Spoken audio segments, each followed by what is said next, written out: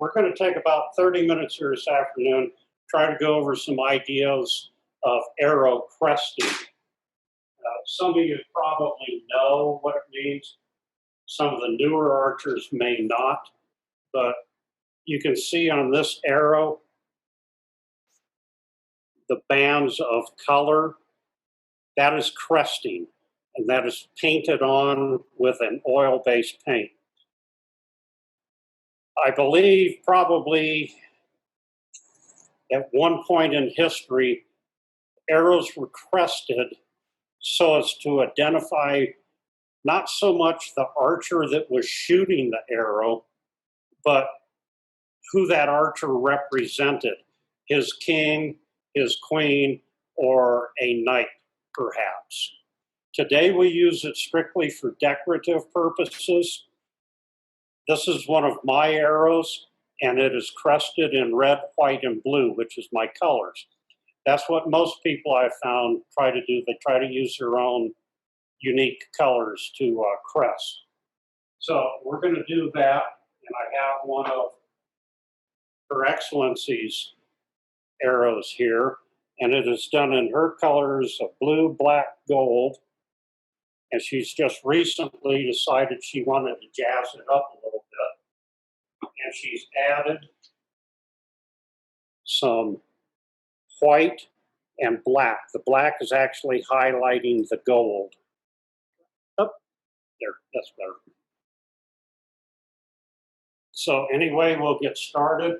There's a couple of different machines available on the market to do the cresting. A lot of people will build their own cresting machine. Generally, they take a motor from an old sewing machine that's foot pedal operated so they can adjust the speed, and they build a little box and a jig on it. If you want to get some information on it, the best place to do it is off of YouTube.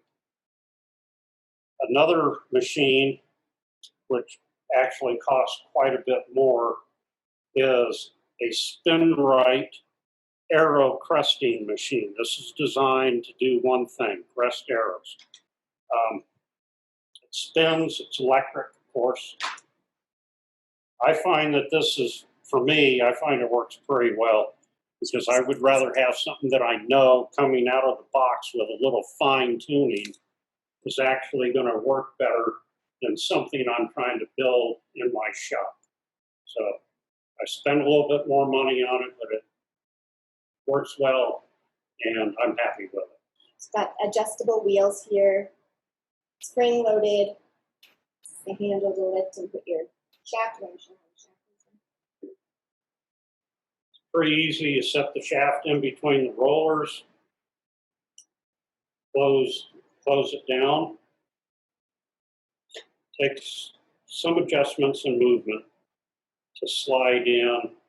There's a little piece on the end that sets up against your knock, and that tightens down into place. And then you're pretty much ready to go. Turn it on, see how well it's going to spin, and right now it's not hardly spinning. There it goes. Just like an old machine, you've got to kind of kickstart it a little bit. What I do is I figure out how far from the base of my knock forward on the shaft of where I want to put my lines, taking into consideration your fletched length and then lining it up from there. The one thing you don't want to do, and I did about a month ago, because everybody knows I'm somewhat dyslexic. Well, it really kicked in that day. Her Excellency and I made a dozen arrows for her, and we fletched them. Should not have done that. We should have done a bare shaft with the nocks on and then did all the cresting. So luckily, her fletch is very short. It's like a 3-inch fletch. I can actually set it on the machine where the fletch is outside where it would normally be. The fletch will go on the outside instead of towards the shaft. But it's perfectly doable to put your fletching on the outside of the machine, and then do your cresting. This machine has got a little ruler on it. I take my cardboard guide that is all marked from where I want to put my cresting, take the knock end. This is a self-knocked end arrow that I'm going to use in here. So we set her in. Make sure that your shaft has already been stained and lacquered and is finished before you do your cresting. I use oil-based paint. Water-based paint is not going to do much good. It's going to flake off after a very short period of time. One of the things I found on this machine is these wheels get out of adjustment very easily. So that's something that you really need to consider. You can buy little rubber washers at Ace Hardware that are a lot better than what comes with the machine. Okay, so I'm going to line it up at the end of the rule. And you can see that I have these lines marked on here, B, W, R, blue, white, red. I don't have all the blue, white, red paints out of here, no big deal. We're just going to put some color on. Make sure your paint is shook up really well, because it is an oil-based paint and it'll have a tendency to separate.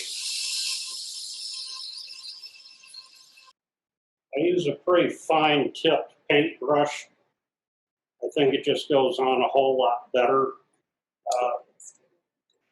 A lot of it is if you have really wide cresting, you can use a little bit wider paintbrush on it. Some people actually take and will paint a solid piece all the way down the shaft of the arrow and then do their cresting on top of that. You can do it like that, or they have what's called a wrap. It's a thin piece of plastic that's got a sticky back, and you can glue it on and you can paint over the top of it. Very simple once you get it on. Using your guide down here, and you can see how easily that fills. I like to use and finish one color at a time before I go to the next. And when doing that, you do have to kind of let this spin for a little bit so it will kind of dry up a little, because you don't want your paint running from color to color.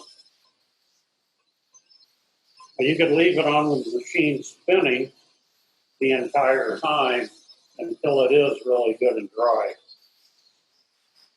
Or you can hopefully try to be careful and get another color going, which I'm going to attempt to do. Dun, dun, dun.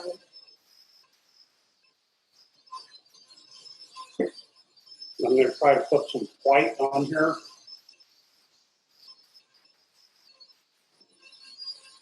And I think what I'm going to do is I'm going to move it so I can put another stripe on in a minute after this kind of dries up.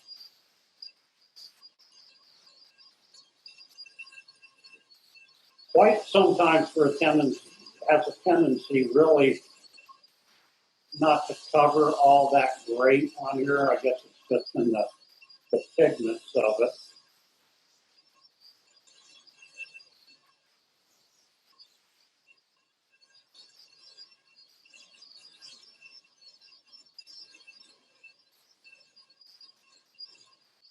So pretty much that's it. You can take it out of the cresting machine. It's got a little handle to lift it up with. I like taking the arrow after it's done, and I just stick it down in a fruit jar so it will dry. By now, you don't have to worry about it running. These paints are really set up in probably 5, maybe 10 minutes at the most. We've got a lot of humidity right now, so probably close to 10 minutes it'll be set up. Years ago, when they wrapped arrows, they wrapped them for a specific purpose. That was to hold the fletch in place on the shaft of the arrow. That's really not necessary today with all the modern glues and stuff that we have. So it's pretty much purely decorative. You can see here on this one, I have red wrap at the leading end of the fletch. And then I have red at the trailing end of the fletch. Now, when I made this arrow, I didn't really bring the fletching up as far as, or the wrap up as far as I should have. You can probably see that this is a self-knocked arrow. I should have brought the wrap up to the very bottom of the knock point, but I didn't. It's not totally necessary to do that, but it does strengthen the shaft. And I've probably shot this arrow 150, 200 times, and I haven't broke it yet, thankfully. So I'm going to show you real quick. Then this one is done in blue, both ends. Yeah, when I do my wrap on these self-knocked arrows, because earlier I said my colors are red, white, and blue, so I actually wrap them in my colors 6 at a time. Normally we shoot a flight of 6 arrows, so I may have 18 arrows in my quiver. I go out to count my scores up. Well, I know I got 6 blue, 6 red, 6 white. Easy to keep track of that way. So that's just another one, and that one's in blue. If you haven't ever done this before, you can very easily take, this is the end. I don't shoot a full shaft arrow. This is the piece that I cut off. I'm going to use that today just to put a wrap on it to show you. It's a good way to practice without doing it on your full-length arrow shaft. In period, it would have been silk or linen. I'm using what's called a quilter's thread, quilter's silk. You could go with a heavier thread.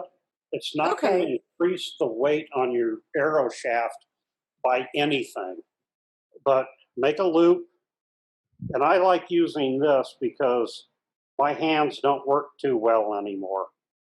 And I find it just a little easier to do. Put your loop at your end. You have your overhang. Just take your thread. How much thread did you cut? A couple of feet.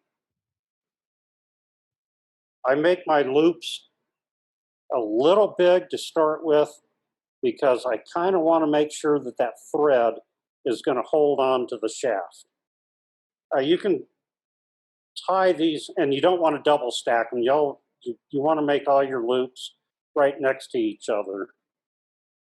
And you just wind, wind, wind, wind, wind. And then occasionally just come back, push them into place a little bit so you don't have a big, nasty blank spot like it is right now. Do you always wind the same direction? Yeah, I find it just easier for me to wind to the left, winding away from me, but that's just my own personal preference. So when you get to a point that you say, okay, that's enough, I don't want any more, you got this loop on the end with the tail. Take your thread, just like threading a needle, come through, keep a little bit of pressure. Now this back thread that you actually started with, I'm not sure if you're going to be able to see that, but it's going to take and pull this loop through. So you might be able to see it drawing up a little bit there. And it's going to pull through everything that you just threaded. You're pulling that end back down through the arrow, through the cresting itself.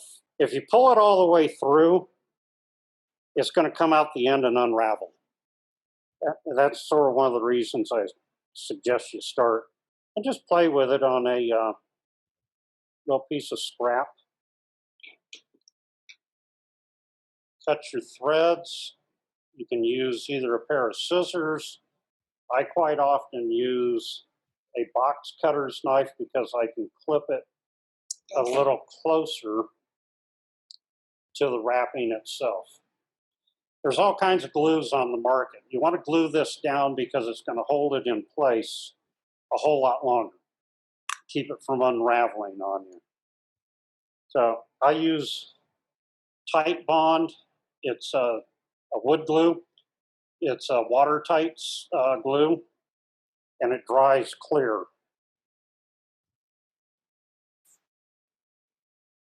You don't want to put a lot on there. I've probably got way too much, but that's okay. And then just take your finger, run it around, and rub your finger on your pants if you don't have a rag. That's basically it. It's not really hard. Back a little bit to cresting. If you have a really good steady hand and a really good imagination, you can take your paintbrush and you can decorate all the way down your arrow shaft. You want to run some Celtic knots or Celtic animals or anything that you want to paint on there. You can do your whole arrow shaft like that, and it'd look really freaking cool. But the main reason that it is done like this and with the colors nowadays is so when you go down range, because everybody seems to have a tendency to have the same color fletching, you know what your arrow looks like because it's crested in whatever colors you picked. So that's pretty much it in a nutshell. I would assume 1,000 years ago they didn't have this spin right. Nope. If they did, they probably had a poor little serf trying to. They did. They had squirrels. That's squirrels trying to turn it or something. So they probably did it all by hand. So if you got a steady hand, I mean, you could do it. I did look into arrow cresting and what they did in period to try and find why it was done 64,000 years ago when arrows were first discovered. And I found nada. So other than to differentiate the reason that arrows were found, the reason that we do it, to identify one another's arrows and to find them in the field. Because, you know, if you have an arrow that's wood color and you shoot it into a forest, can anyone find their arrow? So other than that and identifying one arrow from another's archer, they did not have anything listed on why people crest their arrows. And because it's fun and we could, so why not? And it looks pretty.